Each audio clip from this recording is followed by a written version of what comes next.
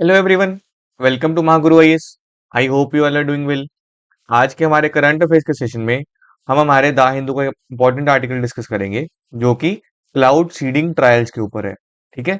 Cloud seeding basically artificial rain करवाने के लिए करा जाता है। ये एक साइंटिफिक टेक्निक है। ये न्यूज में अभी क्यों आए?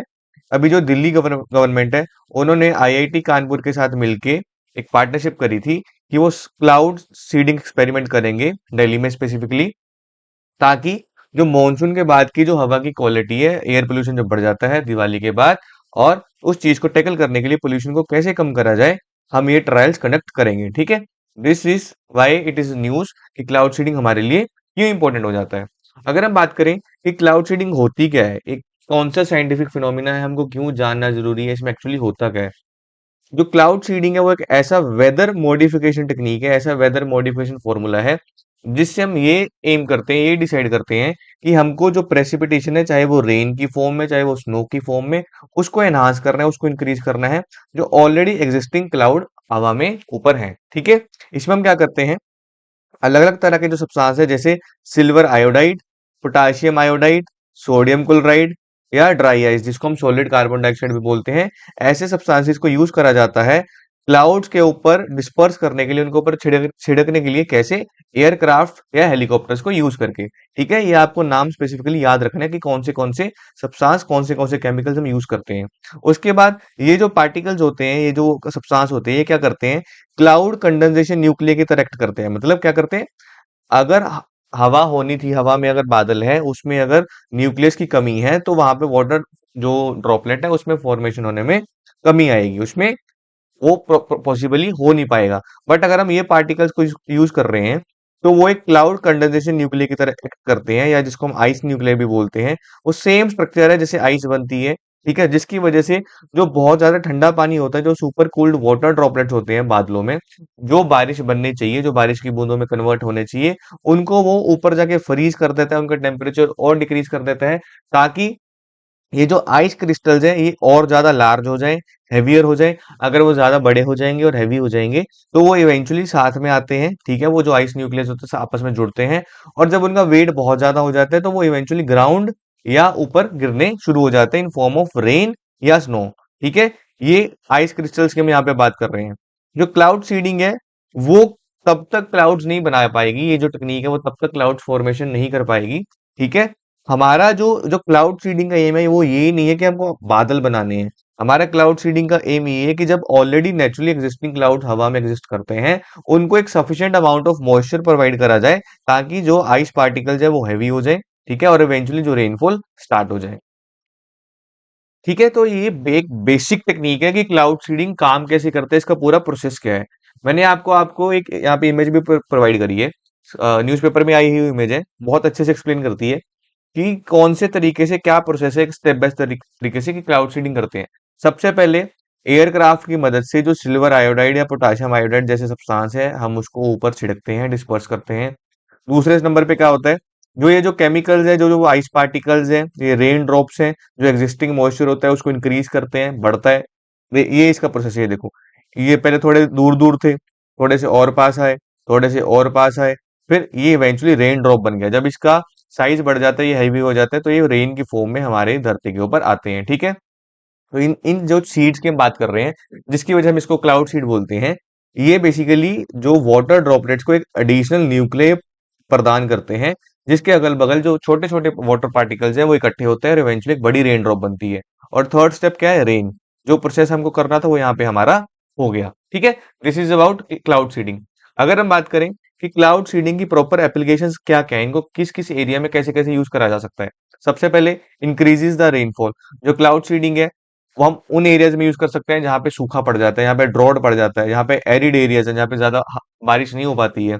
क्लाउड सीडिंग की मदद से वहां पे रेनफॉल को इंक्रीज करा जा सकता है, वहां की फार्मर्स को हेल्प होगी। और वहां पे ये इंश्योर कर सकते हैं कि अगर फार्मर्स को बारिश समय से समय दी जा रही है, तो जो एग्रीकल्चर है वो अच्छे से प्रोसीड करेगा, और फूड सिक्योरिटी हमारे देश में बनी रहेगी। उसके बाद जियो इंजीनियरिंग रिसर्च। इसका मतलब ये हुआ कि जो क्लाउड सीडिंग है, उसको हम अभी भी एक्सप्लोर कर रहे हैं as a climate engineering project. Climate engineering होता क्या है?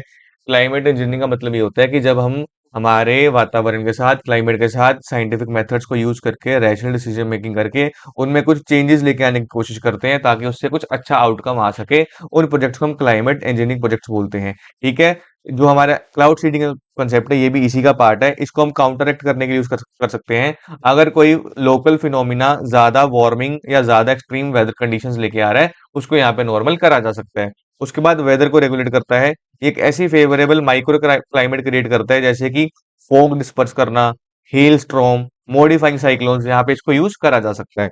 उसके बाद जो पोल्यूशन रिमूवल के लिए जो सबसे इंपॉर्टेंट चीज इसी वजह से न्यूज में चल रही है, इवन जो दिल्ली गवर्नमेंट ने करा है वो भी इसी तरीके से करा है कि हम अगर क्लाउड सीडिंग को यूज करके रेन को इंक्रीज कर सकते हैं तो पोल्यूशन अपने आप सेटल डाउन हो जाएगा। आर्टिफिशियल रेन से होता क्या है, आर्टिफिशियल रेन से जो हवा में जो पर्टिकुलेट मैटर होता है पोल्यूशन वाला, वो वॉश आउट हो जाता है, वो हवा से धुल जाता है, बिल्कुल सेटल डाउन हो जाता है, जिसकी वजह से जो पोल्यूशन का जो रैंक है, जो नंबर है, वो नीचे आ जाता है। उसके बाद एयरपोर्ट ऑपरेशंस में इसको बहुत ज्यादा यूज करा जाता है। एविएशन के फील्ड में क्लाउड सीडिंग एक बहुत इंपॉर्टेंट टेक्नोलॉजी है। कई बार होता है ऐसा है कि जब हवाई जहाज को उड़ान भरनी है बट जो क्लाइमेट है वो फोगी है, वो सूटेबल क्लाइमेट नहीं है उड़ान भरने के लिए, तो वहां पे बहुत समय लंबे समय तक ऐसा क्लाइमेट रह सकता है, बट फ्लाइट्स को नहीं रोका जा सकता क्योंकि एविएशन फील्ड एक एक सेकंड के हिसाब से चलती है। तो उस चीज को कंट्रोल करने के लिए भी एयरपोर्ट्स पे क्लाउड सीडिंग टेक्निक यूज करी जाती है ताकि जो फॉग है उसको सेटल डाउन करा जा सके, एयरपोर्ट्स के आसपास विजिबिलिटी को इंक्रीज करा जा सके और फ्लाइट सेफ्टी का ध्यान रखा जा सके। ठीक है, ये हम बात कर रहे थे कि इसको कैसे कैसे अप्लाई कर सकते हैं क्लाउड सीडिंग की टेक्निक को। फिर अगर हम बात करें, अगर हम क्लाउड सीडिंग इंडिया की अगर हम बात करें खास करके, तो इंडिया में कौन से चैलेंजेस फेस करने को मिलते हैं। सबसे पहले तो इफेक्टिवनेस, जो इसकी सक्सेस है वो इसकी अवेलेबिलिटी के ऊपर डिपेंड करती है कि क्या सूटेबल क्लाउड्स अवेलेबल है या नहीं है। हर क्लाउड रेन बेयरिंग क्लाउड नहीं होता, तो आपको एक फेवरेबल नंबर ऑफ क्लाउड्स चाहिए रहते हैं और उसके जो रिजल्ट्स हैं वो इनकंसिस्टेंट भी हो सकते हैं और इसको मेजर करना बहुत ज्यादा मुश्किल हो जाता है क्योंकि हमको एग्जैक्टली पता ही नहीं है कि उसका एक्यूरेट रैंक क्या हो सकता है। उसके बाद एनवायरमेंटल कंसर्न्स की अगर हम बात करें, अगर हम केमिकल एजेंट्स को यूज कर रहे हैं जैसे सिल्वर आयोडाइड हुआ, ये एक एनवायरमेंटल क्वेश्चन खड़ा करता है, एक ऐसा क्वेश्चन रेज करता है कि इसका जो potential long term environmental impact है वो हमको आज भी इतनी श्योरिटी के साथ नहीं पता। तो ये भी हो सकता है कि उसकी जो सोयल है, जो वाटर है, जो हमारा अगल बगल का इकोसिस्टम है, उसके ऊपर गलत प्रभाव पड़े लॉन्ग टर्म की अगर हम बात करें। उसके बाद जो इसकी कॉस्ट है, ये बहुत ज्यादा एक्सपेंसिव चीज है। इसका जो पूरा ऑपरेशन है बहुत बड़ी significant amount of financial investment चाहिए इक्विपमेंट को लेने के लिए, पर्सनल इकट्ठे करने के लिए और मटेरियल्स को अवेलेबल कराने के लिए। ठीक है, तो इस वजह से कुछ रीजन्स में ये बहुत ज्यादा इनएक्सेसिबल हो सकती है क्योंकि ये बहुत ज्यादा महंगी है। उसके बाद वाटर डिपेंडेंसी, जो ये जो पूरा प्रोसेस है ये बादल नहीं बना सकता। मैं आपको बार बार यही चीज रिपीट कर रहा हूँ, आपको ये नहीं समझना कि क्लाउड सीडिंग से हमने बादल बना दिया, ऐसा कुछ भी नहीं है।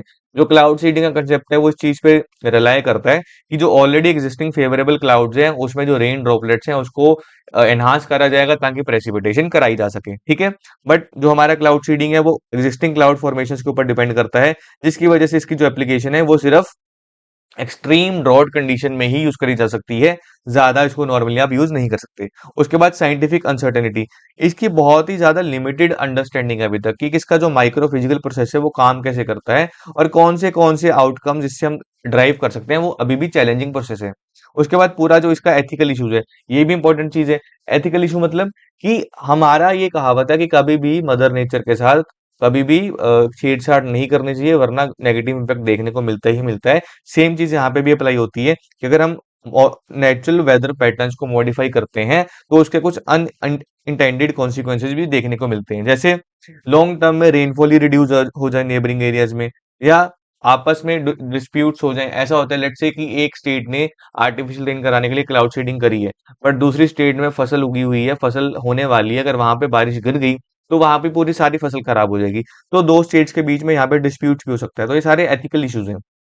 उसके बाद रेगुलेटरी और पॉलिसी इश्यूज, जो इंटरनेशनल और जो रीजनल एग्रीमेंट्स है वेदर मॉडिफिकेशन के ऊपर, वो अभी भी डेवलपमेंट के अंडर है, वो अभी भी फुली डेवलप नहीं हुए हैं। उसकी पॉलिसी, गाइडलाइंस, रेगुलेशंस अभी इतनी अच्छे तरीके से डेवलप नहीं हुई है। ये जो टेक्निक अगर हम फॉलो करेंगे तो बहुत ज्यादा कंसर्न रेज होंगे गवर्नेंस के ऊपर और इसकी अकाउंटेबिलिटी के ऊपर। फिर अगर हम इंफ्रास्ट्रक्चर रिक्वायरमेंट की बात करें, इसके लिए स्पेशल एयरक्राफ्ट चाहिए, स्पेशल ग्राउंड बेस्ड इक्विपमेंट चाहिए, स्किल्ड ऑपरेटर्स चाहिए जिनको ये चीजें बहुत अच्छे से आती हो, they must be very trained. ठीक है, ये इतना ज्यादा फिजिबल नहीं है क्योंकि कुछ एरियाज बहुत ज्यादा रिसोर्स लिमिटेड होते हैं, उनके पास रिसोर्सेज की कमी होती है, तो ये चीजें इतनी आसानी से नहीं करवाई जा सकती है। फिर मैंने यहाँ पे आपको एक और इमेज दी है, एक थोड़ा सा ब्रीफ देने के लिए क्लाउड सीडिंग होती क्या है डेफिनेशन वाइज, इसके कौन से मेथड्स हैं। एक होते हैं hygroscopic cloud seeding, static cloud seeding, dynamic cloud seeding, ठीक है। इसकी एप्लीकेशन की हम ऑलरेडी बात कर चुके हैं। उसके बाद अगर हम बात करें कि जो मेन सवाल हमारे सामने खड़ा होता है कि इसके साथ ही तो हमने इसकी एप्लीकेशन देख ली, बट इसके हमने चैलेंजेस भी देख लिए, बट इसके कुछ सस्टेनेबल सोल्यूशन क्या हो सकते हैं कि अगर हम स्पेसिफिकली एयर पोल्यूशन क्राइसिस को कर्ब करना चाहते हैं, रोकना चाहते हैं, तो उसके लिए हमको क्या करना चाहिए। सबसे पहले तो एमिशन कंट्रोल, हमको जो व्हीकल नॉर्म्स है उसको स्ट्रिक्टली एनफोर्स करना चाहिए, और जो हमारी इलेक्ट्रिक व्हीकल्स हैं, खास करके जो हमारी इलेक्ट्रिक मोबिलिटी प्रमोशन स्कीम 2024 है, उसके अंडर ईवीज को प्रमोट करना चाहिए, और उनको एक अच्छा चार्जिंग इंफ्रास्ट्रक्चर प्रोवाइड करना चाहिए ताकि किसी को भी वो अपनी ईवीज चार्ज करने में प्रॉब्लम ना आए, और लोगों में अवेयरनेस ड्राइव कंडक्ट करानी चाहिए। उसके बाद इंडस्ट्रियल और पावर रेगुलेशन, हमको हमारी जो मॉनिटरिंग है उसको इंक्रीज करना पड़ेगा, खास करके जो हमारा नेशनल क्लीन एयर प्रोग्राम है उसको थोड़ा सा और स्ट्रिक्ट करना पड़ेगा। हमको हमारे जो ग्रेडेड रिस्पॉन्स एक्शन प्लान है उसको एनफोर्स करना पड़ेगा, और जो ऐसे एरिया जहाँ पे एयर पोल्यूशन क्राइसिस ज्यादा देखने को मिलते हैं, ये इतने ज्यादा सिवियर हो सकते हैं कि लोगों की जान भी जा सकती है रेस्पिरेटरी प्रॉब्लम्स के साथ। तो वहां के अगल बगल के जितने एरियाज हैं वहां पे जो कोल बेस्ड प्रोडक्शन चल रही है उसको थोड़े टाइम के लिए रोक देना चाहिए। उसके बाद वेस्ट मैनेजमेंट, हमारे पास जितने भी ओपन वेस्ट बर्निंग की जो पिट्स है उसको बैन करना चाहिए, सेग्रीगेशन को इंप्रूव करना चाहिए, रिसाइकलिंग के ऊपर ध्यान देना चाहिए, और हमारे पास कुछ top of the state of the art model जो एग्जांपल्स अवेलेबल है। सूरत का जो क्लीन कंस्ट्रक्शन हैंडबुक है उसमें बहुत अच्छी टेक्निक्स बताई गई हैं, और उसकी जो वेस्ट मैनेजमेंट स्ट्रेटेजी है जो बहुत सक्सेसफुल मानी जाती है, जिसकी वजह से जो ओपन वेस्ट बर्निंग थी वो 25% से 2% में आ गई थी सिर्फ 5 साल के बीच में। It's a very big achievement. उसके बाद जो इंदौर का वेस्ट सिस्टम है इसको हमको फॉलो करना चाहिए अगर हम बेटर रिजल्ट्स अचीव करना चाहते हैं। उसके बाद क्रॉप रेजिड्यू मैनेजमेंट, जो क्रॉप का बचा कुचा होता है क्रॉप को काटने के बाद, जिसको हम प्रॉपर स्टबल बर्निंग बोलते हैं, जो पंजाब हरियाणा राजस्थान के एरियाज में देखने को मिलती है, उसको रोकने के मैनेज करने के क्या तरीके हो सकते हैं। एक हैप्पी सीडर आता है, हैप्पी सीडर एक ऐसा इक्विपमेंट है, अगर आप उसको अपनी खेतों पे चलाते हो तो जो स्ट्रॉस के बचे हुए तरीके होते हैं जिसको हम स्टबल बोलते हैं वो ऑटोमेटिकली खत्म हो जाते हैं, ठीक है। तो आपकी जो स्टबल बर्निंग की प्रॉब्लम है वो भी यहाँ पे एड्रेस हो सकती है। और हमारे पास जो क्रॉप रेजिड्यू मैनेजमेंट की टेक्निक्स है उसको सब्सिडी प्रोवाइड करनी चाहिए, मशीन्स के ऊपर सब्सिडी देनी चाहिए ताकि स्टबल बर्निंग के ऊपर रोक लगे, और हमको इंसेंटिव प्रोवाइड करने पड़ेंगे कि जो फार्मिंग प्रैक्टिस है वो सस्टेनेबल तरीके से चल पाए। उसके बाद ग्रीन इंफ्रास्ट्रक्चर, हमको जो हमारे अर्बन फॉरेस्ट है उस शहरों में जो जंगल हैं, जो छोटे छोटे पेड़ हैं, जो पार्क्स हैं, उनको प्रमोट करना चाहिए, ग्रीन बेल्ट डेवलप करनी चाहिए ताकि जो एक्स्ट्रा पॉल्यूटेंट्स हवा में घूम रहे हैं वो अब्जॉर्ब करें, हो सके। और जिसकी वजह से आपने ही नोटिस करा होगा जब पोल्यूशन बढ़ता है कहीं पे तो वहां पे ऑटोमेटिकली हीट भी बढ़ जाती है। अगर हमको हमारी हीट और डस्ट को कंट्रोल करना है तो हमको हमारा पोल्यूशन कम करना पड़ेगा, जिसकी वजह से हमको ग्रीन इंफ्रास्ट्रक्चर अडॉप्ट करना चाहिए। फिर पब्लिक पार्टिसिपेशन बहुत ज्यादा जरूरी हो जाती है।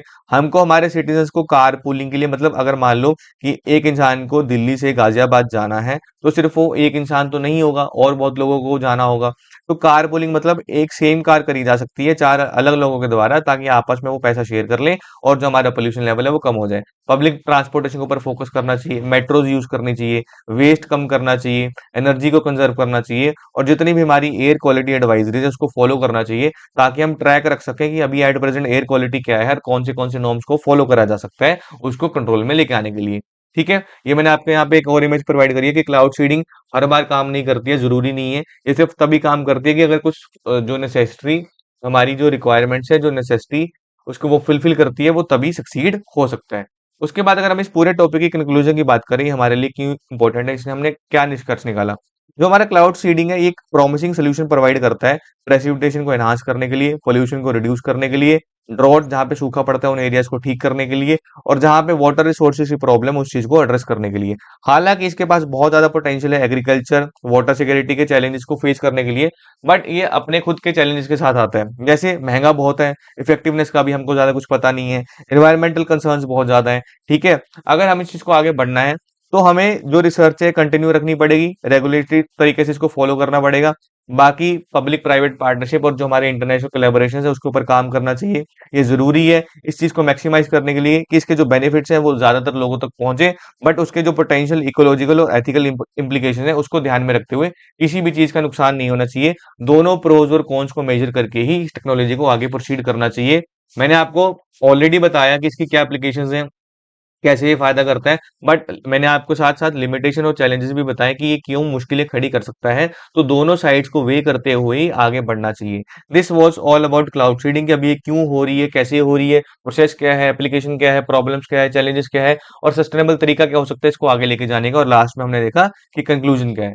Alright, this was all about cloud seeding. I hope you got my point. Thank you so much.